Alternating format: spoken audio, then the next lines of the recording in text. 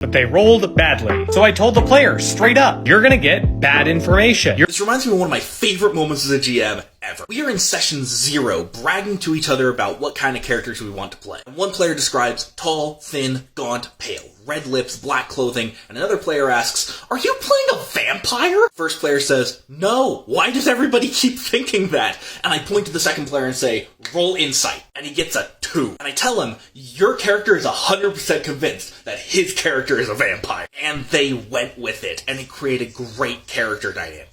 Remember, the players are both audience and creator of this story, which means a failed perception roll, or whatever the role is in your game, can create great dramatic tension between the players and the characters. A lot of GMs use this to create suspense, roll perception, and then don't tell the players why. Or it can be used for a quick joke, like, you don't notice the big neon flashing sign saying, "This way to the treasure." Or to foreshadow events, like, after that zombie fight, you don't notice that he's covering his arm.